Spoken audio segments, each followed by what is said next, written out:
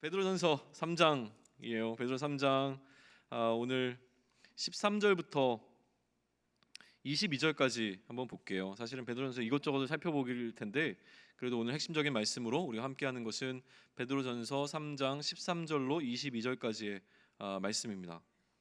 오늘 준비되셨으면 한 목소리로 좀 씩씩하게 청년답게 같이 읽으면 좋겠습니다. 준비되셨죠? 13절부터 22절까지 함께 최선을 다해서 봉독합니다. 또 너희가 열심으로 선을 행하면 누가 너희를 해하리요? 그러나 의를 위하여 고난을 받으면 복 있는 자니 그들이 두려워하는 것을 두려워하지 말며 근심하지 말고 너희 마음에 그리스도를 주로 삼아 거룩하게 하고 너희 속에 있는 소망에 관한 이유를 묻는 자에게는 대답할 것을 항상 준비하되 온유와 두려움으로 하고 선한 양심을 가지라. 이는 그리스도 안에 있는 너희의 선행을 욕하는 자들로 그 비방하는 일에 부끄러움을 당하게 하려 함이라. 선을 행함으로 고난 받는 것이 하나님의 뜻일진데 악을 행함으로 고난 받는 것보다 나으니라. 그리스도께서도 단번에 죄를 위하여 죽으사 의인으로서 불의한 자를 대신하셨으니 이는 우리를 하나님 앞으로 인도하려 하심이라. 육체로는 죽임을 당하시고 영으로는 살리심을 받으셨으니 그가 또한 영으로 가서 옥에 있는 영들에게 선포하시니라. 그들은 전에 노아의 날 방주를 준비할 동안 하나님이 오래 참고 기다리실 때에 복종하지 아니하던 자들이라. 방주에서 물로 말미암아 구원을 얻은 자가 몇 명뿐이니 겨우 8명이라. 물은 예수 그리스도께서 부활하심으로 말미암아 이제 너희를 구원하는 표니 곧 세례라. 이는 육체의 더러운 것을 제하여 버림이 아니요 하나님을 향한 선한 양심의 간군이라. 그는 하늘에 오르사 하나님 우편에 계시니 천사들과 권세들과 능력들이 그에게 복종하느니라. 아멘. 연초이기도 하고 사실은 이제 고등부에서 올라온 친구들을 배려하는 차원이기도 하고 좀 우리가 기본적으로 알아야 될 내용들을 다시 한번 좀 초반에 짚어가면서 이야기를 좀 나누고 있어요. 우리 역시도 다시금 이제 연초에 우리가 어떠한 자들인가라고 하는 우리의 아이덴티티에 대한 이야기를 좀 짚고 넘어갈 필요가 있어서 계속 진행을 하면서 특별히 시리즈로 진행했습니다. 오늘 시리즈의 마지막 순간이 시간이 될 것 같아요. 다음 주에는 이제 담임 목사님이 한 달에 한 번씩 오시기로 이제 약속을 해주셨기 때문에 아마 담임 목사님 오실 거고 그 다음부터는 어떻게 해야 될지 좀 고민 중이기는 한데요. 어쨌든 오늘까지로 해서 4번에 걸쳐서 진행되었던 물음 질문이라고 하는 시리즈를 이제 마무리 지으려고 합니다. 첫 번째 질문은 한 청년이 예수 믿게 와서 어떻게 하면 영생을 얻을 수 있는가라는 질문에 관한 내용이었어요. 두 번째 질문은 어떤 거였죠? 예수님께서 한 청년 베드로에게 내가 나를 사랑하느냐라는 질문을 던지셨던 거였죠. 지난 주에는 어떤 이야기 나눴습니까? 세상이 예수님께 던진 질문이었습니다. 당신이 그리스도라고 이야기하는데 당신이 정말 그리스도가 맞느냐? 우리를 구원할 능력이 있느냐? 라고 예수님 향한 비아냥 어린 질문들을 던졌던 것. 내가 그리스도라면 그리스도의 능력을 보여봐라 라고 하면서 예수님을 조롱했던 이야기를 놓고 함께 고민해 보았습니다. 이제 오늘은 마지막 시간인데요. 세상이 우리에게 어떠한 질문을 던지는가라고 하는 것을 함께 좀 생각해보고 초원 모임에서 조금 더 고민해볼 수 있으면 좋을 것 같습니다. 그 전에 우리가 누구인가라는 이야기부터 시작하죠. 우리는 누구인가요? 우리는 어떤 자들이라고 부르나요? 그리스도인이라고 불립니다. 그리스도인. 그리스도인이란 누구입니까? 우리는 그리스도인이라고 우리 스스로를 정의 내리고 세상에 있는 사람들도 우리를 가리켜서 그리스도인이라고 부릅니다. 그리스도인은 누구입니까? 예수를 그리스도로 믿고 고백하는 자들이 그리스도인이라고 정의 내릴 수 있죠. 그러면 예수님을 그리스도로 고백하는 이들이라면 예수님을 그리스도로 인정한다는 것, 다시 얘기해서 그리스도는 누구인가라고 하는 것을 다시 좀 살펴볼 필요가 있죠. 그리스도, 예수님을 그리스도로 인정한다는 것은 어떤 의미가 있습니까? 여러 번 설명드렸지만 그리스도라고 하는 말은 헬라어이고 이제 히브리어로 그리스도를 다시 그리스도로 번역된 히브리 원어를 찾으면 메시아인데, 그러면 구약 시대에 이 메시아라고 불렸던 사람들이 어떠한 직분을 갖고 있었는가를 이해하는 것이 그리스도를 이해하는 가장 첫 번째 출발점이 될 겁니다. 구약에서 그리스도 메시아라고 불렸던 사람들은 어떠한 사람들이었습니까? 기름 부음 받은 자, 메시아들을 메시아라고 불렀던 것이죠. 메시아, 그리스도라고 하는 이 두 단어를 우리나라 말로 번역하면 기름 부음 받은 자라고 번역할 수 있기 때문에, 그러면 기름 부음 받은 자라고 하는 세 직분을 살펴볼 필요가 있는데, 구약에서 기름 부음 받았던 세 직분은 누구였습니까? 왕과 제사장과 선지자들이었습니다. 그러니 예수님을 그리스도로 인정한다는 것은 예수님께서 왕이요 제사장이요 선지자로 인정하는 것인데, 400년이 넘는 포로 시절 동안 그들에게 왕이 없었고, 그래서 그들이 약속한 그 왕을 기다리면서 이 메시아는 더 메시아가 되었던 것이죠. 그 메시아를 기다리면서 그토록 오랫동안 약속했던 바로 그 메시아가 예수인가를 질문하는 질문이 복음서에서 나오고 있는 유대인들이 예수님께 던졌던 핵심적인 질문이었습니다. 그때 예수님을 따르던 무리 가운데 제자들은 예수님을 하나님의 아들이요 그리스도라고 고백했던 것이고, 여전히 예수님을 그리스도로 인정하는 자들이 모여 공동체를 이룬 것이 그리스도인 공동체가 되어지는 것이죠. 그리스도인이라고 하는 것은 이제 좀 선명하게 이해가 되시죠? 그러면 기독교인은 뭡니까?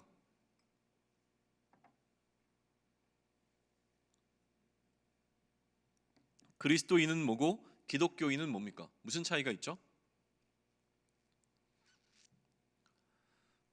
다음부터는 좀 상품이나 뭐 이런 거 좀 들고 와서 독려하는 차원에서 똑같은 말입니다. 그리스도라고 하는 말은 헬라어인데 이게 한자로 적으면서 음역한다고 하잖아요. 그러니까 뜻을 생각하는 것이 아니라, 이제 우리도 그리스도라는 말을 한글로 적을 수 있잖아요. 근데 한글 자체에는 그리스도라고 하는 것에 의미가 없습니다. 이걸 다시 번역해야 되잖아요. 번역할 때 어떻게 번역합니까? 기름 부음 받은 자라고 번역할 수 있는 거 마찬가지로 한자로 쓸 때에 그리스도라는 말을 가장 잘 적절하게 그들 발음으로 표현할 수 있는 게 기독이라는 그 한자어였어요. 그렇기 때문에 기독이라고 쓴 거고요. 기독교라고 하는 것이 그 의미에서 그리스도교라는 말과 동일한 의미입니다. 그래서 우리를 가리켜서 이제 뭐라고 부를 수 있을까요? 두 가지로 불리게 되는데요. 우리는 그리스도인이면서 기독교인이라고 불릴 수 있는 것이죠. 거기에 우리라고 하는 이 나이의 스펙트럼을 갖고 있는 사람들, 20대와 30대를 살아가는 우리 청년들을 지칭해서 가리키는 말은 무엇입니까? 청년, 그리스도인, 기독 청년들이라고 부르게 되겠죠. 그러면 두 가지 요구사항이 우리에게는 있는 겁니다. 첫 번째는 우리의 정체성을 나타내는 것은 우리가 그리스도인으로서의 합당한 삶을 살고 있는가라고 하는 것과, 또 한 가지는 무엇입니까? 젊은이답게 살아가고 있는가라고 하는 질문이죠. 그리스도인답게 살아가는가라는 질문이 쉽습니까? 청년답게 살아가고 있는가라는 질문이 쉽습니까? 둘 다 힘든 것 같아요, 사실은. 청년으로 살아가는가라고 하는 말은 그런 것 같지만, 사실 우리의 삶을 살펴보면 그렇게 청년답게 살고 있는 것 같지 않아요. 이 두 가지가 합쳐지면 무엇입니까? 청년 그리스도인답게 살아야 하는데, 정말 열정적인 그리스도인을 살아야 되는데 우리의 삶이 과연 그런가라는 질문을 받았을 때 사실은 생각보다 쉽지는 않은 것 같아요. 그런 어려움들이 우리에게 있습니다.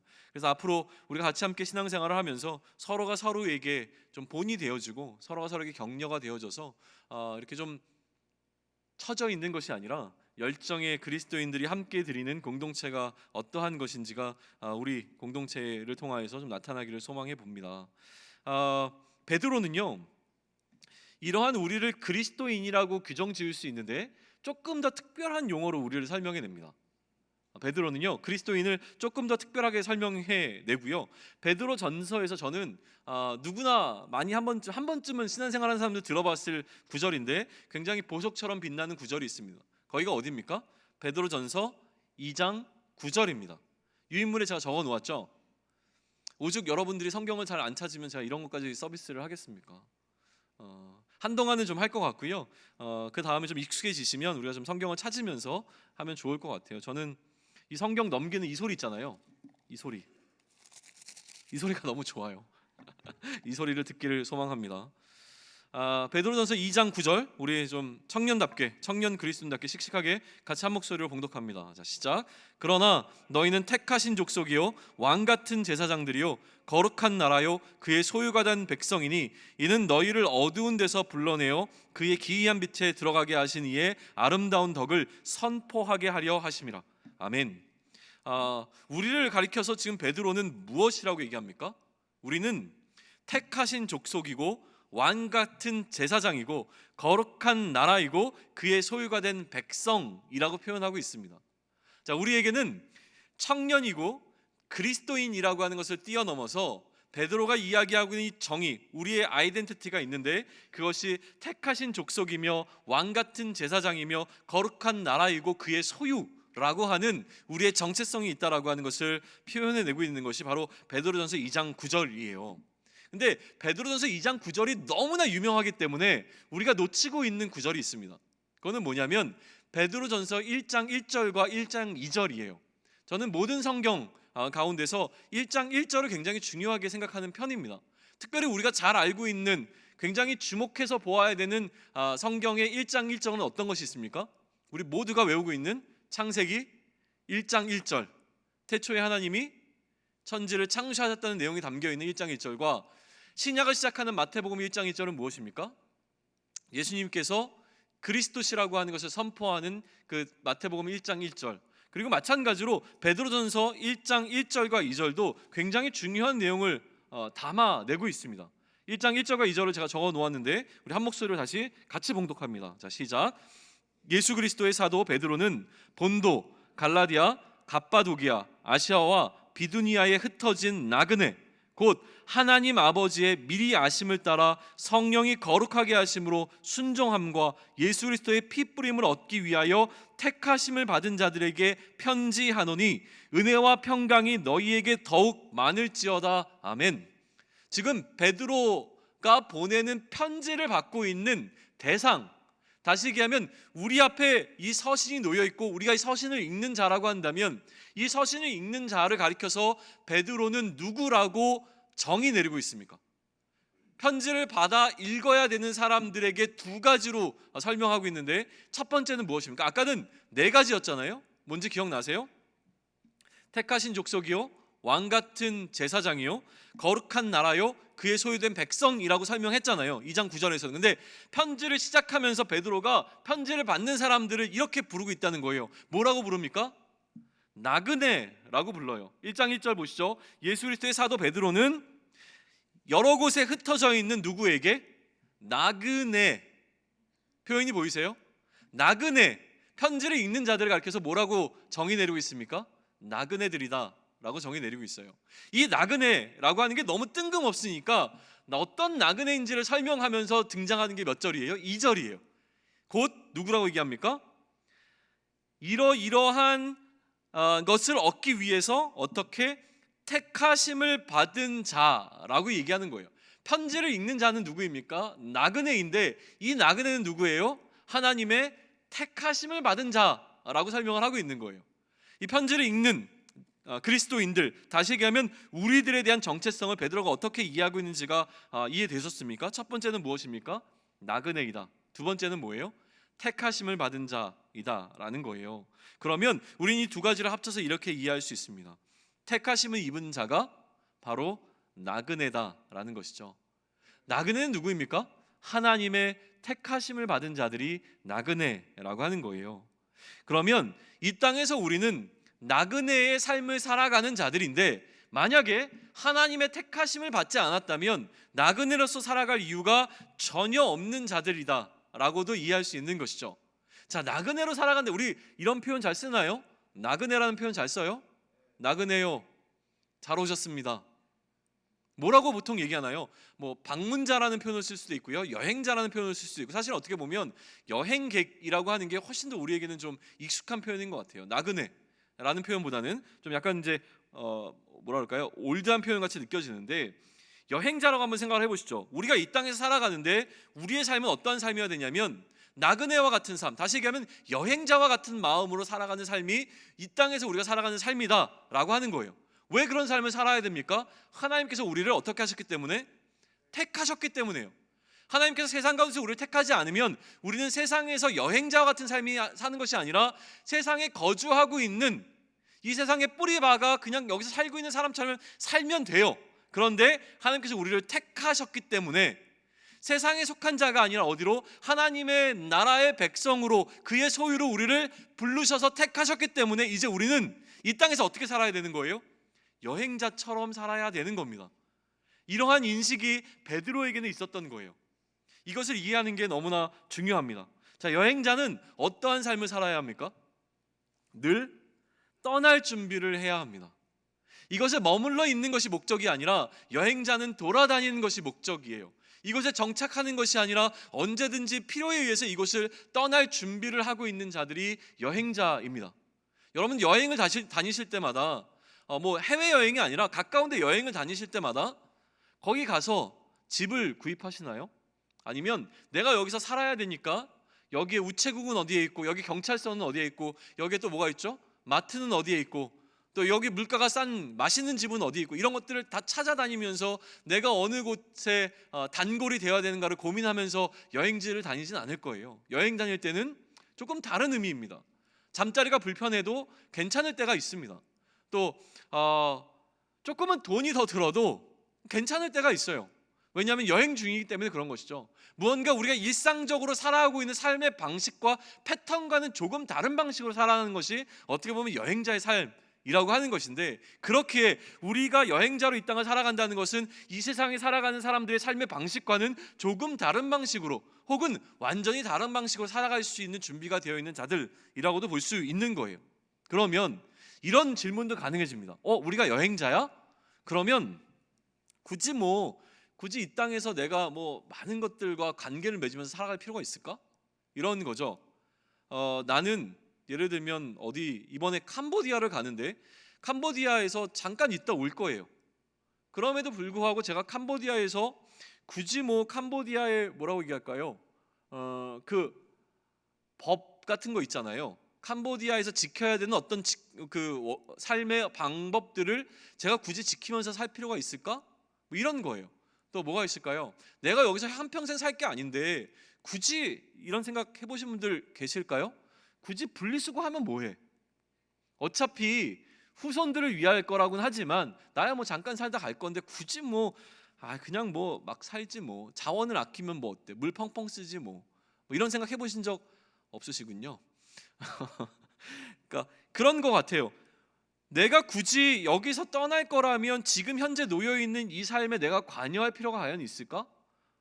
상관없는 거 아니야? 라는 생각을 할 수 있을 텐데, 오히려 베드로는 우리가 여행자와 같은 삶을 살지만 그럼에도 불구하고 우리가 지금 발을 딛고 서 있는 이 땅과 어떻게 조화로운 삶을 살 것인가에 관한 이야기를 무시하지 않습니다.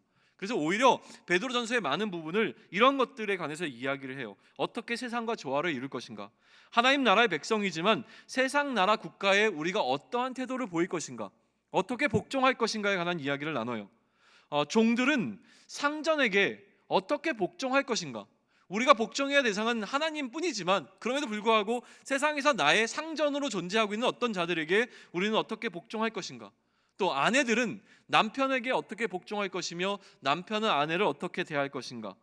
또 믿음의 지체들 가운데서 신자들끼리는 어떻게 서로 조화를 이루어낼 것인가? 또 이 땅에서 우리는 택하심을 받은 자 중에 택하심을 받지 못한 불신자들과는 어떠한 관계를 맺으면서 살아야 할 것인가에 대해서 굉장히 많은 분량을 할애해서 설명하고 있습니다. 다시 얘기하면 더불어 사는 삶에 관한 이야기예요. 어차피 종말을 맞이할 것이니까 우리는 막 살아도 된다라고 하는 것이 아니라, 성경의 가르침은 이렇습니다. 우리가 이 땅에서 살아가는 삶은 잠깐이에요. 순간, 찰나와 같아요. 왜냐하면 우리가 앞으로 살 삶은 시간의 제약이 있는 삶이 아니기 때문에 그래요. 영원이라고 하는 어마어마한, 우리가 상상할 수 없는 시간을 초월한 삶을 살아가기 때문에 시간이라고 하는 것에 제한되어 있는, 우리가 100년을 산다고 하더라도 그 100년은 영원에 비해서는 순간이고 찰나라고 하는 것이죠. 너무너무 미미해 보이는 그 순간과 같은 시간을 살아가지만, 성경의 가르침은 우리가 이 땅에서 그렇게 찰나의 순간을 살아가지만 이 삶이 우리의 영원의 삶과 직접적으로 연관이 되어 있다라고 얘기합니다.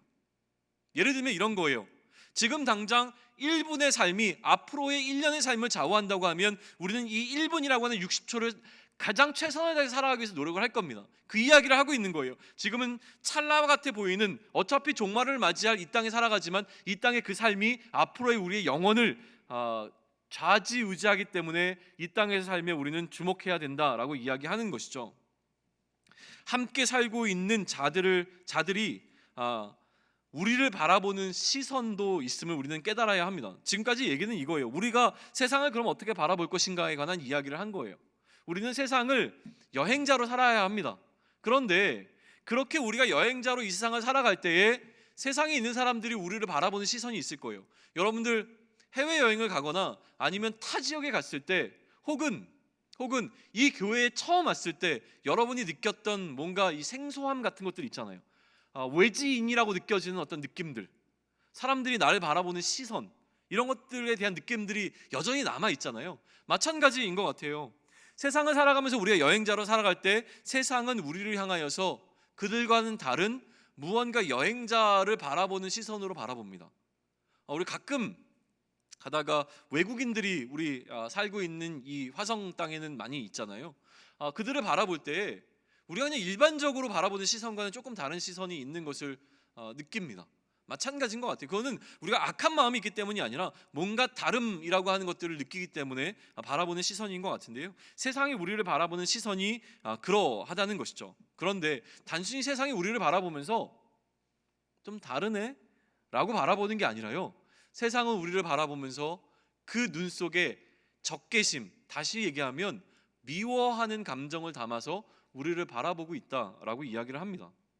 뭘 우리가 그렇게 어떻게 잘못했기에 세상은 우리를 향하여서 그러한 적개심 어린 눈으로 바라보게 되는 것일까요? 4장 4절을 적어 놓았는데요. 적혀 있죠? 우리 한 목소리를 같이 한번 읽을까요? 자, 시작.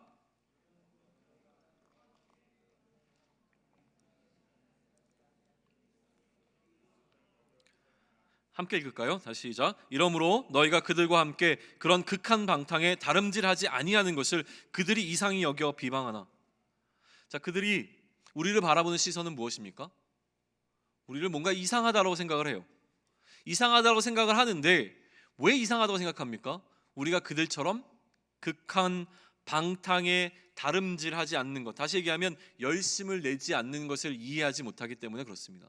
그들은 그들이 행하고 있는 것이 그러한 극한 방탕이라고 문제가 되는 것이라고 생각하지 않고 있는 것이죠. 그러나 우리는 그것이 극한 방탕이라고 하는 것을 알기에 그들과는 다른 삶을 살아갑니다.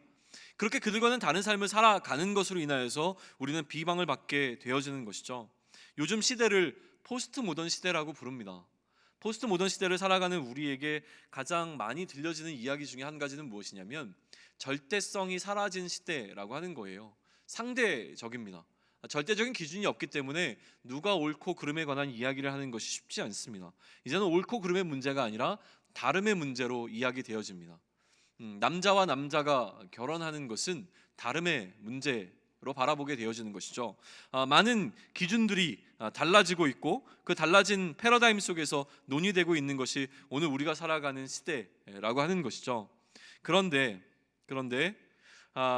우리가 이들과 다름을 선언했기 때문에 우리는 지금 비방을 받고 있습니다.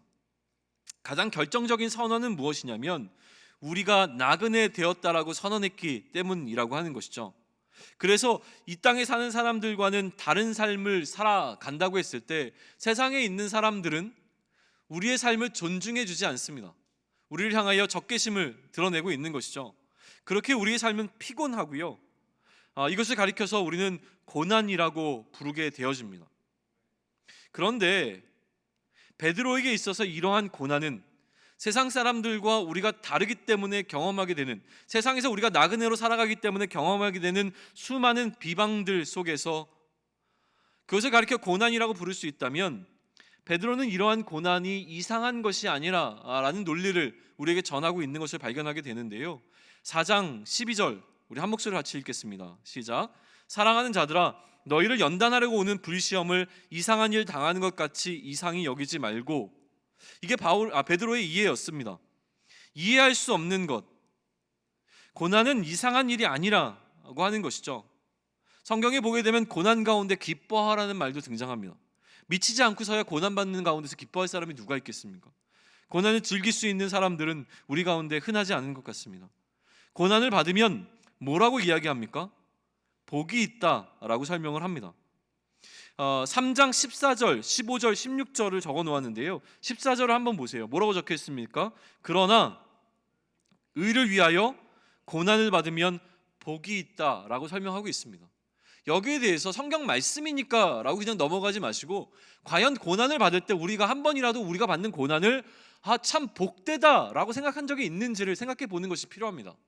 고난을 받을 때 한 번이라도 우리가 이 고난이 진짜 기쁘다 라는 생각을 한 적이 있는지를 한번 돌아봐야 된다는 생각이 필요하다는 것이죠. 14절과 15절, 16절을 함께 다 읽고 그 다음에 이 세 절을 우리가 조금 더 깊이 살펴보면 좋겠습니다. 14절부터 16절을 우리 한 목소리로 같이 읽습니다. 시작. 그러나 의를 위하여 고난을 받으면 복이 있는 자니 그들이 두려워하는 것을 두려워하지 말며 근심하지 말고 너희 마음에 그리스도를 주로 삼아 거룩하게 하고 너희 속에 있는 소망에 관한 이유를 묻는 자에게는 대답할 것을 항상 준비하되 온유와 두려움으로 하고 선한 양심을 가지라. 이는 그리스도 안에 있는 너희의 선행을 욕하는 자들로 그 비방하는 일에 부끄러움을 당하게 하려 함이라. 아멘. 이 말씀 가운데 설명돼야 될 게 너무너무 많습니다. 이 말씀부터 시작해서 3장 마지막까지 흘러가는 흐름 속에서 정말 많이 설명하고 싶은 것들이 많은데 많이 좀 마음을 추스렸습니다. 그러고서 간단하게 좀 정리하고요, 오늘 우리가 집중해 봐야 할 그 한 구절에 조금 더 우리의 마음을 모으도록 하겠습니다. 14절은 이렇게 시작하고 있죠. 그러나 의를 위하여 고난을 받으면 복이 있는 자다라고 설명합니다. 우리의 삶은 기본적으로 고난이 있습니다. 우리에게 힘들지 않았던 적이 있었습니까? 늘 힘들어요. 언제 안 힘들죠? 잠잘 때 안 힘든가요? 때로는요, 자는 것도 힘들 때가 있어요. 그런 경험 해보신 적 있어요? 자는 것도 힘들 때가 있어요. 군대 가 있을 때 경험했던 건데요, 처음에 뭐 노란 딱지 붙이고요, 일을 안 시켜요. 그럼 맨날 자요. 근데 뭐 밤에도 잤는데 낮에 자는 게 쉽겠습니까? 그런데 눈 뜨고 있으면 혼날까봐 눈 감고도 자는 척을 해야 됩니다. 노는 것은 좀 고난스럽지 않습니까? 노는 것도 힘들 때가 옵니다. 여행 다니면 즐거울까요? 여행 다니고 오랜 기간 동안 즐거운 여행을 마치고 집에 돌아올 때 나오는 첫 마디는 뭡니까? 그래도 집이 좋다 아닙니까? 이렇게 공감이 좀 돼야죠. 먹는 것도 힘들 때가 있습니다. 그죠? 고마워요. 예전에는 제가 가장 사랑했던 레스토랑이 뷔페였습니다. 맛있는 것을 많이 먹을 수 있고 어떻게 하면 많이 먹을 수 있을까도 연구했던 시절이 있었어요. 방법을 아세요? 처음에 조금씩 모든 음식을 다 갖다 먹는 겁니다. 그리고 두 번째 갈 때는 그 중에서 다시 먹고 싶은 음식만 골라서 먹는 겁니다. 세 번째 접시는 어떻게 먹습니까? 만약에 내가 지금 다시 한번 먹지 않고 그냥 그만둔다면 집에 가서 생각날 음식들을 골라다가 또 먹는 겁니다. 그렇게 먹다 보면 뷔페에서 참 많이 먹게 됩니다. 근데 이제는 나이 탓이라고 얘기하고 싶진 않은데 요즘은 단품 요리가 훨씬 좋습니다. 뷔페 가면은요 다 그 음식인 것 같아요. 이제는 별로 기쁘지 않습니다. 그래서 그냥 잘 만들어진 음식 하나만 맛있게 먹고 싶다는 생각이 들 때가 있어요. 지금 무슨 얘기하고 있는 거죠? 여러분들이 공감을 못하기 때문에 자꾸 이상한 쪽으로 흘러갔는데, 우리에게는 기본적으로 행복보다는 고난이 더 가깝다는 거예요. 그럼 왜 우리는 이렇게 행복하지 않고 날마다 어렵고 힘들고 지치고 아프고 막 이럴까요? 그 이유는 무엇이냐면 죽음에 이르는 병에 걸렸기 때문에 그렇습니다. 우리 모두는요 죽음에 이르는 병에 걸려있는 자들이라고 표현되어집니다. 다시 얘기해서 우리가 갖고 있는 죄의 결과로 말미암아 우리는 노동의 수고를 해야 하고 질병 가운데 씨름해야 하고 죽음을 맞이해야 되는 운명 가운데 놓여 있다고 하는 것이죠. 이런 것을 가리켜서 악을 행함으로 받게 되는 고난이라고 하는 건데요, 우리가 악을 행할 때에 받게 되는 두 가지 징계가 있습니다. 하나는 하나님께서 주시는 징계인데 이것은 우리로 하여금 우리의 죄를 회개하고 다시 돌아오라고 하는 하나님의 사랑이 담겨 있는 징계입니다. 그리고 최후 심판이 있는데요, 이 최후 심판은 죄의 결과로 받게 되는, 죄의 삭스로 받게 되는 죽음이라고 하는 영원한 영벌에 처하게 되는 것이죠. 그런데 이처럼 어떤 죄의 결과, 악의 결과로 받게 되는 고난 외에 선을 행하기 때문에 받게 되는 고난 또한 있습니다. 그것이 어떠한 고난입니까? 베드로 전서가 말하는 고난은 바로 이러한 고난인데요, 신앙 때문에 받게 되는 고난입니다. 박해 관계라고 부르는 것이죠.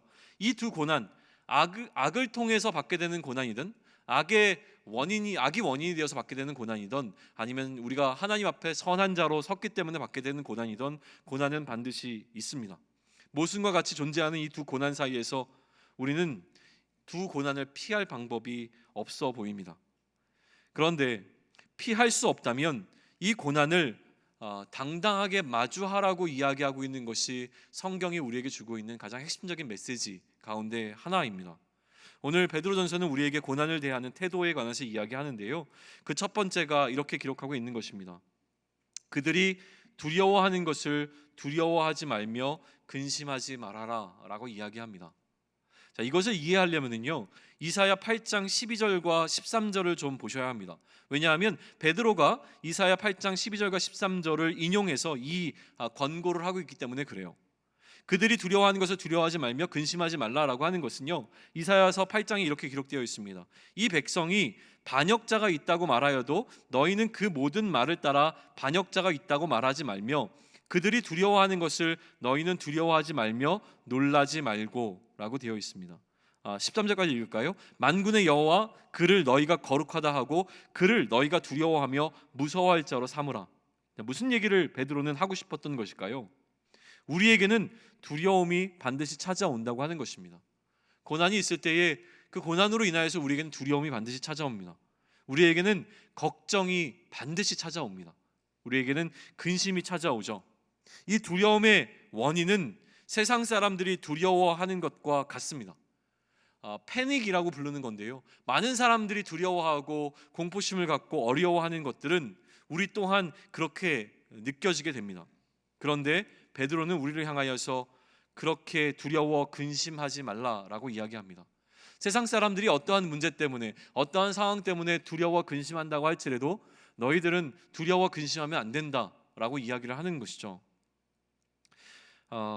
왜 이렇게 이야기할까에 대해서 많이 생각을 했습니다.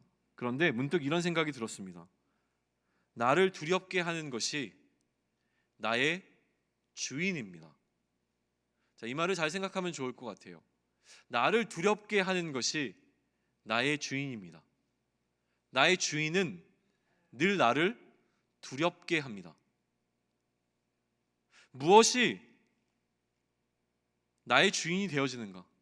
나의 주인이 되어지는 것이 나를 두렵게 할 수 있는 존재이기 때문에 그렇습니다. 우리는 나의 종을 두려워하지 않습니다.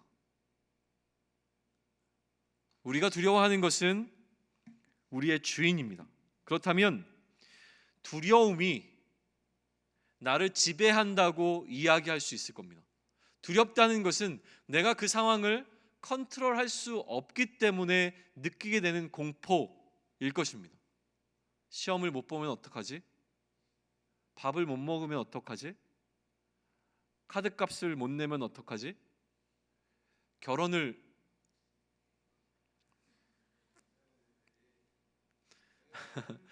두려움이 나를 지배합니다. 그렇기에 두렵게 느껴지는 것이 우리의 주인이 되어집니다. 그러면 두려워하지 말라고 이야기하는 것은 무엇입니까? 하나님께서 우리의 주인 되시기 때문에 그렇습니다. 우리가 두려워할 것은 오직 하나님뿐이라고 하는 것을 이야기하고 있는 것이고요, 하나님이 우리의 주인 되어 주시기 때문에 그 이외에 세상이 두려워하는 그 어떤 것도 우리는 두려워할 것이 없다라고 하는 논리로 베드로는 우리에게 권면하고 있는 것입니다. 두 번째는 무엇이냐면 15절인데요. 너희 마음에 그리스도를 무엇으로 삼아? 주로 삼아 거룩하게 하고.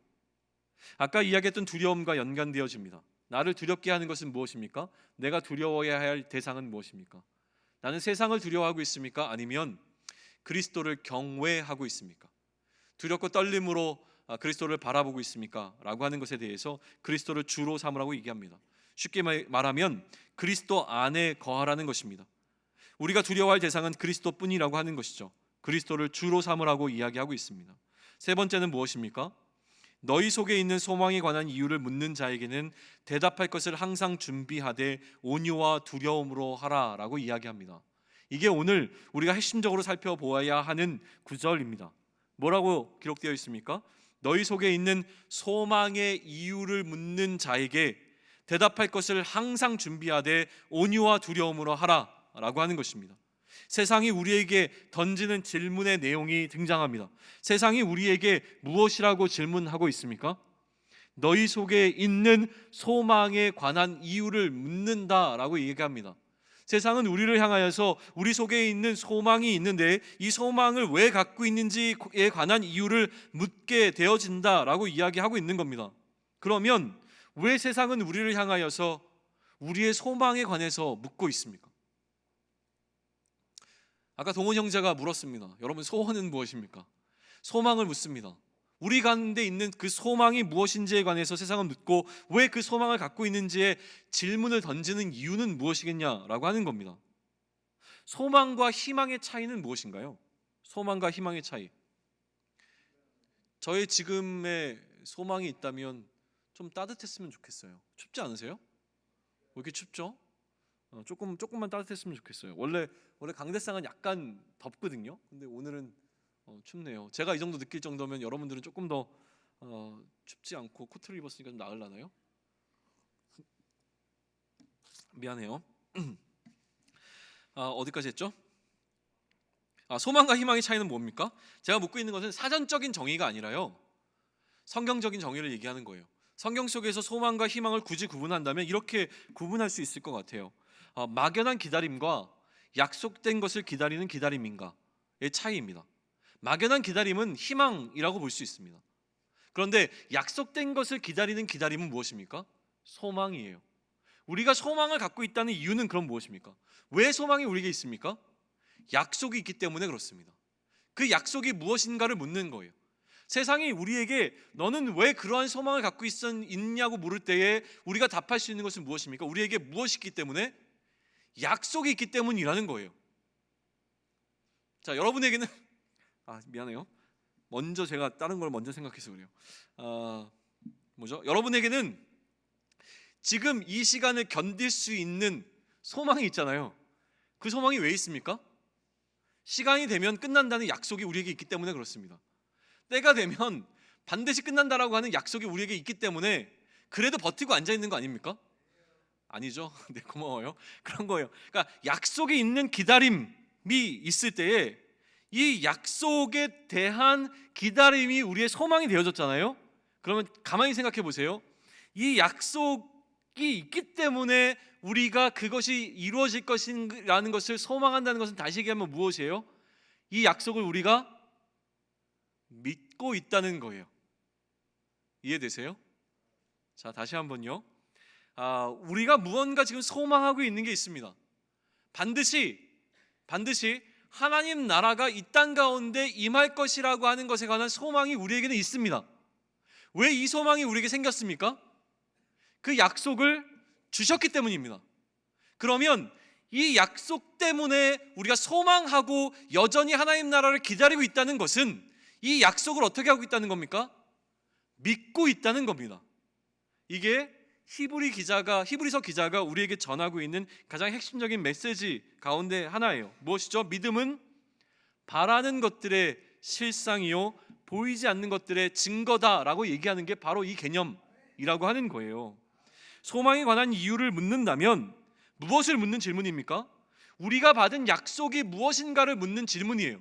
도대체 당신은 받은 약속이 무엇이기 때문에 그러한 삶을 살아갑니까? 그러한 소망을 갖고 있습니까? 라는 질문으로도 우리는 이해할 수 있다는 거예요. 또 어떻게도 이해할 수 있습니까? 소망에 관한 이유를 누군가 나에게 묻는다면 우리가 받은 약속이 무엇인가를 묻는 질문으로 이해할 수 있는 것이고, 그 약속이 어떻게 이루어질지를 당신은 믿는가라고 하는 질문과도 같다는 거예요. 당신은 어떻게 그 약속을 믿을 수 있습니까? 라고 하는 것에 관한 질문이죠. 우리는 그 약속을 왜 믿습니까? 이 약속의 주체가 누구이기 때문에요? 예수 그리스도이기 때문에 그렇습니다. 그러니까 이것과 마찬가지의 질문은 세상은 우리를 향해서 던지는데 지금 베드로가 우리에게 얘기하고 있는 소망에 관한 이유를 묻는 자에게 대답할 것을 항상 준비하라고 하는 것, 질문에 대답하라고 하는 이 말은요, 법정적인 용어로 해석이 되어집니다. 법정에서 질문하고 답변하는 상황이 있잖아요. 뭐라죠? 피고라고 부르나요? 죄송해요, 제가 이런 거 잘 몰라서. 피고 누구는 뭐 질문을 하면 답을 해야 되잖아요. 이런 법정 공방과 같은 상황이라는 거예요. 법정에서 옳고 그름을 따지는 상황 가운데 세상이 우리에게 질문을 던졌을 때에 우리는 그러한 답변을 해야 된다라고 하는 것으로 이야기되어져 있어요. 그런데 물론 이것을 이제 다른 학자들은 사적으로도 쓴다고 해요. 사적으로도 쓴다고 하는데 어쨌든 우리가 이걸 법정 상황이라고 봅시다. 늘 우리는 이 법정 상황에서 어떤 상황에서 어떤 질문을 받을지에 대해서 우리는 답변이 준비되어 있어야 되는데, 여기에 이 답변을 어떻게 준비하라고 설명해요? 항상 준비하되. 15절 다시 보세요. 너희 마음에 그리스도를 주로 삼아 거룩하게 하고 너희 속에 있는 소망에 관한 이유를 묻는 자에게는 대답할 것을 어떻게? 항상 준비하되. 자, 베드로 전서뿐만이 아니라 신약에서 항상 준비하라는 개념은 어떨 때 사용되느냐면 종말과 연결되어집니다. 마지막 때에 예수님께서 다시 오시는 그때가 종말이잖아요. 예수님께서 오시면 이 세상은 끝나고 하나님 나라가 시작됩니다. 약속된 그 오는 세대에 우리가 들어가게 되는데, 그러면 예수님께서 언제 오실지 우리가 압니까 모릅니까? 모르기 때문에 우리는 어떠한 자세로 예수님을 기다려야 돼요? 등불을 들고 신랑이 오신 때는 항상 준비되어 있는 자의 자세로 기다려야 된다는 게 성경의 가르침이잖아요. 그 개념을 그대로 베드로는 갖고 들어온 거예요. 누군가 우리에게 물을 때에 마치 종말을 기다리는 자들이 항상 준비되는 것과 마찬가지로 어떠한 세상이 우리를 향하여 질문을 던지더라도 답변할 준비가 되어 있어야 된다. 그런데 덧붙여지는 말이 있습니다. 어떻게 준비하라고 합니까? 온유와 두려움으로 하라고 이야기합니다. 여기에 이제 많은 설명들이 필요하지만 온유와 두려움이라고 하는 것은 그 질문을 던지는 대적자들을 향한 태도와 하나님을 향한 태도 두 가지에 관한 간략한 설명으로 이해되어집니다. 뭐라고 이해되었죠? 온유함이라고 하는 것은요, 그들을 향한 우리가 어떻게 대해야 되는 우리의 기본적인 태도, 우리를 적대시하면서 우리에게 질문 던지는 사람들에 대한 그 태도이고요. 그다음에 두렵고 떨림이라고 하는 것은 하나님 앞에서 우리가 어떠한 마음으로 이것을 준비해야 되는가에 관한 설명을 하고 있는 것이죠. 기본적으로 세상이 우리에게 어떤 질문을 던질지, 이 질문에 대한 답변을 할 수 있는 우리의 태도가 무엇인지에 관한 이야기를 설명하고 난 이후에 16절로 넘어갑니다. 그리고 마지막으로 권면하는 권면이 네 번째로 등장하는데 그것이 무엇입니까? 선한 양심을 가지라는 겁니다. 선한 양심. 이 선한 양심에 대해서도 여러 가지 해석들이 가능하지만 가장 간단하게 설명한다면 그 뒤에 나오고 있는 선행이라는 것과 연결지어서 설명할 수 있을 것 같아요. 선행이 무엇입니까? 선한 행위잖아요. 선한 양심은 이러한 선한 행위를 가능하게 만드는 동력이 되어지는 것을 이야기합니다. 선한 양심을 가지라. 이는 그리스도 안에 있는 너희의 선행을 욕하는 자들로 그 비방하는 일에 부끄러움을 당하게 하려 함이라. 앞에 이야기했던 권면의 내용을 통해서 우리가 이런 것들이 준비되어진다면 그러면 무엇이 일어나게 되냐면 그들을 부끄럽게 만들게 될 것이다 라는 것을 설명하는 거예요. 자, 세상에 있는 사람들이 우리를 향하여 던지는 질문은 무엇입니까? 당신이 그러한 소망을 갖고 있는 이유가 무엇입니까? 라는 질문을 던져요. 그런데 이것을 이렇게 질문을 했기 때문이지 이 질문의 근본적인 뉘앙스는 무엇이냐면 비방하는 질문이에요. 비방하고 우리를 조롱하는 거예요. 야, 그런 것을 어떻게 믿고 그게 진짜라고, 하나님 나라, 하나님이 어떻게, 예수님이 다시 오시고 이딴 것을 어떻게 믿어? 너는 그런 것을 어떻게 믿고 그 약속을 붙잡고 믿음이라고 얘기하면서 어떻게 살아가니? 라고 하면서 우리를 조롱하는 그런 조롱 섞인 질문이라고 하는 것이죠. 그런데 우리가 그러한 것에 답변할 준비가 항상 되어 있고 그들을 온유함으로 대하고 하나님께는 두려움으로 대하며 선한 양심을 가지고 우리가 해야 될 선한 행위를 계속 해나가면서 이 땅을 여행자와 같이 살아갈 때에 반드시 하나님께서 지금 우리가 부끄러움을 당하는 것이 아니라 누구가 우리를 부끄럽게 만들기 위해서 비방하는 자들이 부끄러움을 당하게 되는 그때가 반드시 올 것이다 라고 하는 것을 약속해 주셨다라고 하는 것입니다.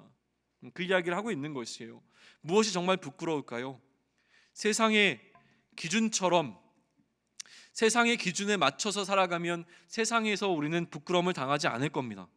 그런데 세상에서 부끄러움을 당하지 않기 위하여 하나님이 세워놓으신 그 기준을 버려버릴 때에 그것이 과연 우리에게 유익이 될까를 심각하게 고민해 볼 필요가 있는 것 같습니다.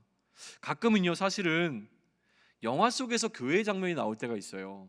막 영화 같은 데서 예배 드리고 있는 모습 이런 게 나올 때가 있는데 그거 볼 때마다 마음속에 조금 불편함이 들 때가 있어요. 좀 그렇게 왜곡되지도 않은 장면들이 나오는데 왠지 막 민망해요. 막 찬양 막 부르고 막 주여 막 부르면서 기도하고 막 하고 있는 이 장면을 보는데요, 내가 그 속에 들어있을 때는 잘 못 느끼는데 이거를 영화 속에서 그걸 보고 있으니까 이건 무슨 이단 집단 같이 보이기도 하고 이거는 뭐지? 막 이런 생각이 들어요. 너무 좋은 말씀으로 막 해가지고 막 병이 나을지어다 막 이러면서 막 뭐 기도하고 막 하는데 확 진짜 이상한 사람들 모여 있는 것처럼 느껴져요. 근데 이 느낌을 그리스도 공동체 바깥에 있는 사람들은 더 크게 느낄 수밖에 없다라고 하는 것이죠. 그런데 그것이 우리에게 부끄러움이 되어지냐라고 하는 것을 우리는 다시 좀 물어보면 좋겠습니다. 우리의 모습이 서로 부끄러우세요? 주변을 한번 좀 돌아보십시오. 우리가 좀 부끄럽습니까? 어떤 게 과연 부끄러운 모습인가라고 하는 것을 좀 생각해 볼 필요가 있는데요, 사실 우리 공동체에도 가장 큰 문제점은 뭔지 아세요?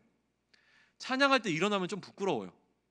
찬양할 때 손 들고 찬양하면요, 손 들고 찬양하는 게 부끄럽습니까? 아니면 손 안 들고 서 있는 게 부끄러울까요? 손 들고 찬양하는 게 조금 더 부끄러운 것 같아요. 왜 이렇게 됐죠? 이런 거 같아요. 이해되세요? 자, 앞에 나와서 예배 드리는 게 부끄럽습니까? 뒤에 앉아서 예배 드리는 게 부끄럽습니까? 네, 고마워요. 네, 좀 이런 부분들 생각해 보면 좋을 것 같다는 생각이 들어요. 보다 더 크게 기도하는 게 소리에서 우리 오늘 예배에 올라오기 전에도 예배 전 기도회를 했는데 기도하면서 이런 생각이 들었어요. 조금 더 열정적으로 기도하는 게 창피할까? 아니면 기도 안 하고 우물거리고 있는 것이 창피할까라는 생각을 했는데요, 오히려 지금 상황은요, 누군가 더 열정적으로 크게 막 기도하면 그게 더 부끄러운 상황처럼 느껴져요. 그럼 우리의 모습이 정말로 예수님을 그리스도로 인정하고 예수님을 주인으로 삼고 있는 자들이 보이고 있는 그 열심 어린 모습인가? 아니면 세상 사람들이 부끄럽게 생각하고 있는 동일한 시선으로 우리 스스로를 바라보고 있는가라는 생각이 좀 듭니다. 이러고 있다가 가끔 진겸이가 크게 아멘 하잖아요. 근데 보통 많은 청년 공동체에 가면 아멘을 크게 합니다. 근데 지난번에 기억하시는지 모르겠지만 NIBC 한동대 친구들 왔을 때 아멘을 너무 크게 하는 거예요. 부끄럽더라고요. 이쪽에서는 안 하고 이쪽에서만 하니까 사실 마음속에 좀 부끄러움이 있었어요. 이해되세요? 지금 무엇이 부끄러운가에 대한 기준이 우리 안에, 지금 극단적으로 제가 좀 과장해서 좀 설명한 것이 분명히 있지만 내 안에 어떠한 기준이 있는가를 좀 생각해 볼 수 있으면 좋겠고, 그런 이야기도 좀 나누면 좋겠다는 생각이 듭니다. 그러면 우리가 기준 삼아야 되는 게 있잖아요. 그래도 부끄러움이라고 하는 것에 대한 어떤 기준을 삼으면 좋겠다는 것이 있는데, 오늘 베드로전서를 비롯한 성경에서 기준 삼아서 우리에게 제시하고 있는 기준은 누구입니까? 예수님이세요. 예수님. 사실 예수님이세요. 예수님은 비상식을 상식처럼 행하신 분이에요. 아까 우리 헌금송을 들으면서도 계속 생각했던 부분이지만, 신이 인간의 모습으로 오는 게 얼마나 비상식적이에요. 예수님께서 만약에 하나님께서 야, 너 가가지고 좀 인간들 모습으로 좀 하고 있다가 죄 문제 해결하고 와라. 근데 예수님이 부끄러워요.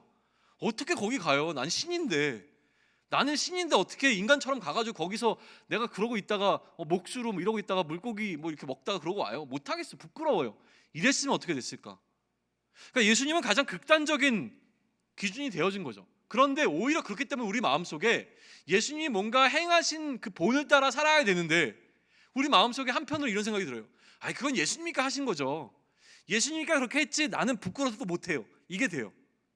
이 말이 이해되세요? 예수님이 부끄러움을 인내하셨고 부끄러움을 개의치 아니하셨으니까 그게 따라가자라고 얘기를 했는데, 오히려 우리는 예수님이니까 그렇게 하신 거고요, 나는 부끄러워서 못해요. 이 얘기가 나온다니까요. 그러면 조금 더 현실성 있는 어떤 사람으로 내려와서 오늘 베드로가 우리에게 제시하고 있는 모델은 누구냐면 노아라고 하는 우리와 같은 성정을 갖고 있는 인간이에요. 신이 아니라 사람을 제시해요. 모델로. 노아는 어떠한 사람이었어요? 정말 오랜 기간 동안 모든 사람들이 놀리고 손가락질 하는데도 불구하고 산에다가 방주를 지었던 사람이에요. 비도 안 오는데 미친 척하고 계속 방주를 지었던 사람이에요. 얼마나 힘들었을까요? 얼마나 부끄러웠을까요? 그런데도 불구하고 그가 그 부끄러움을 개의치 않고 소망을 갖고 했던 이유는 무엇입니까?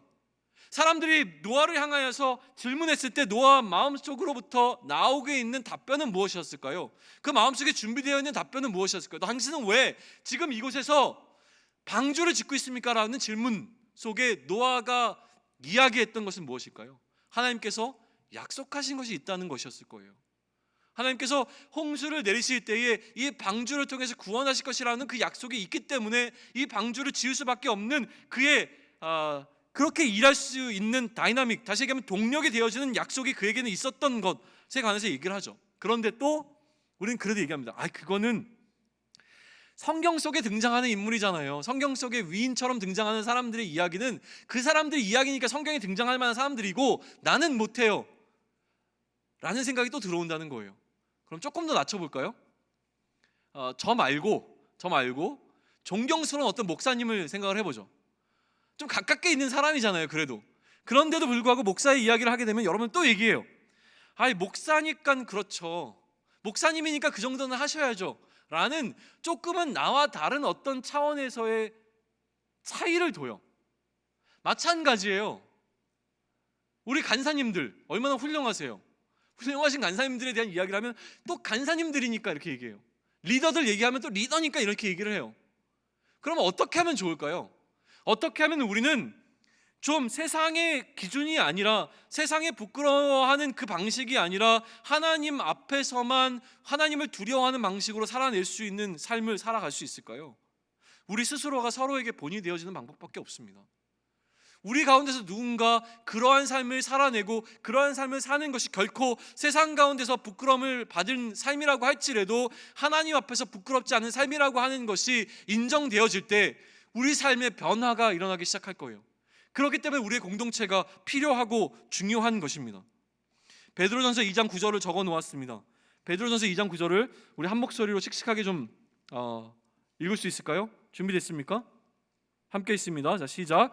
그러나 너희는 택하신 족속이요 왕같은 제사장들이요 거룩한 나라요 그의 소유가 된 백성이니 이는 너희를 어두운 데서 불러내어 그의 기이한 빛에 들어가게 하신 이의 아름다운 덕을 선포하게 하려 하심이라. 그의 기이한 빛에 들어가긴, 어둠에서, 세상에서 불러내어 택하여 그의 기이한, 굉장히 신비롭고 놀라운 그 빛 가운데로 이끌어내신 하나님, 그래서 무엇을 선전하기 위해서?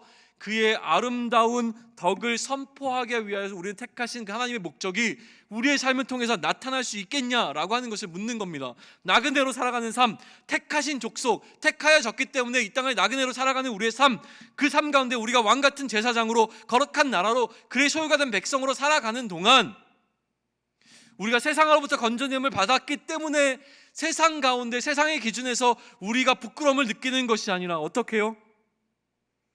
그들에게 우리가 속해 있는 것이 얼마나 아름다운 것인지 그 덕을 선전하는 삶을 살아낼 수 있겠냐라고 하는 것을 베드로는 우리에게 도전하고 있는 겁니다. 누가 해야 되는 역할입니까? 우리가 해야 되는 역할이라고 하는 거예요. 오늘 이 서신서를 앞에 놓고 있는 우리가 해야 되는 역할입니다. 어떻게 하면 되는 겁니까? 비상식을 상식으로 바꿔야 하는 겁니다. 그리스도의 죽으심과 부활 때문에 우리가 누리는 구원의 견고한 소망이 있습니다. 세상은 이것을 가리켜서 비상식이라고 얘기할 겁니다. 그런데 세상이 비상식으로 여기는 이 구원을 상식으로 바꾸는 일을 우리가 해야 합니다. 구원에 이르는 길, 고기를 잡으러 산으로 가고 있는 사람들이 있습니다. 고기를 잡으러 산으로 가면서 산에 고기가 있다고 믿는 수많은 사람들, 그것이 상식으로 여기는 자들에게 고기는 바다에 있다는 것이 상식인 것을 알려주어야 하는 것이죠. 산으로 올라가 고기를 잡는 것이 구원을 향하는 길이라고 한다면 예수 외에 다른 것에 구원이 있다고 믿는 사람들에게 예수 그리스도만이 구원의 유일한 길이라고 하는 것, 예수 그리스도 안에만 생명이 있다는 것을 알려주는, 그들이 상식으로 여기고 있고 우리를 가리켜서 비상식이라고 하는 것을 뒤집어서 예수 그리스도가 많이 상식이고 그들이 믿고 있는 것이 비상식인 것을 알려주는 그 삶을 우리는 살아야 한다는 겁니다. 세상에는 버림바 되어진 돌, 쓸모없기 때문에 상식적으로 버릴 수밖에 없는 돌이라고 여겼던 그 돌을 건축자의 모퉁이 돌로 삼으셨다라고 얘기하는 것이 베드로 전서에 기록되어 있는 내용이라고 하는 거예요. 이게 바로 비상식이 상식이 되어지는 상황이고 상식이 비상식이 되어지는 상황입니다. 그들은 그 돌을 버렸습니다. 그런데 하나님께서는 그 돌로 건축자의 모퉁이 돌, 가장 중요한 그 건물을 세울 수 있는 중요한 돌로 삼으셨다라고 하는 겁니다. 옳지 않음을 상식으로 믿고 살아가는 이 세대 가운데 그들은 우리를 향하여 당신이 갖고 있는 소망의 이유가 무엇이냐고 물을 겁니다. 그들의 눈에는 우리의 삶이 너무나 비상식적으로 보일 겁니다. 그것이 비방하기 때문이든 궁금함 때문이든 우리를 향한 질문이 있어야 하는 게 첫 번째입니다. 세상이 우리를 향하여 궁금해하지 않고 세상이 우리를 향하여 비방할 이야기가 없다면 그것이 더 슬픈 상황이라고 하는 겁니다. 그런데 세상이 우리를 향하여 비방하고 세상이 우리를 향하여 그것이 옳지 않고 비상식적이라고 이야기하며 너는 왜 그러한 소망을, 그러한 허황된 것처럼 보이는 약속을 붙잡고 오늘도 살아가냐라고 얘기했을 때 우리는 어떻게 답할 겁니까?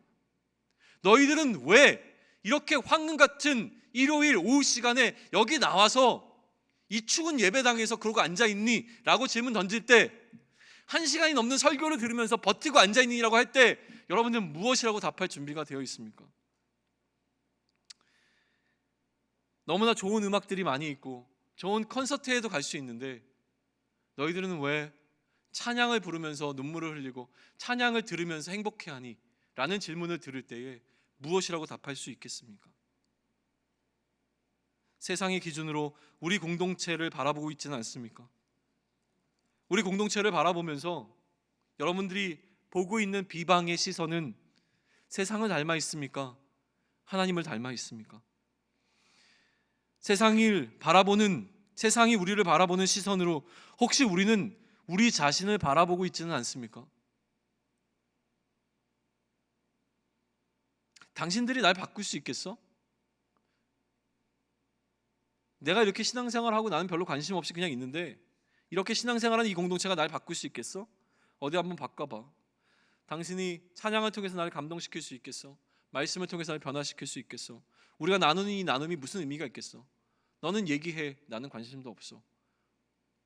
뭐 이런 게 의미가 있어? 쓸데없잖아. 나는 초원 모임 그런 거 안 하고 그냥 집에 갈래. 혹은 나를 향한 비방, 스스로를 향한 비방들이 있지 않습니까? 내가 바뀌겠어? 아유, 나는 뭐 이렇게 살다 그냥 죽어야지 뭐. 나는 뭐 의미 없어. 아유, 오늘도 예배 안 가면 또 집에서 뭐 한 소리 듣고 귀찮고 막 자꾸 막 전화 오고 그러니까 그냥 미안한 감에 한번 가자. 내가 나를 향한 시선은 어떻습니까? 우리는요, 우리가 갖고 있는 소망에 대한 생각을 먼저 해볼 필요가 있습니다. 나에게 소망이 있습니까? 나에게 소망이 있다면 그 소망은 무엇에 근거한 소망입니까? 소망에 대한 질문은 나에게 약속함이 있는가? 라는 질문입니다. 나에게 그리스도로부터 받은 약속이 있습니까? 그 구원의 약속이 나에게 있습니까? 그렇다면 그 약속을 믿는 믿음이 나에게 있는지를 살펴보십시오. 오늘도 내가 그리스도인으로 살아가는 삶의 동력이 그 소망이 되길 소망합니다. 그 소망이 우리의 약속이 되어 있길 소망합니다. 그 약속이 우리의 믿음이 되길 소망합니다. 그래서 세상이 이해할 수 없는 방식으로, 세상과는 다른 방식으로 오늘을 살아갈 수 있는 우리 공동체가 예수양남 청년교회가 되기를 또 소망해 봅니다. 우리 일어나서 같이 찬양으로 결단하고 또 기도하는 시간 가지면 좋겠습니다.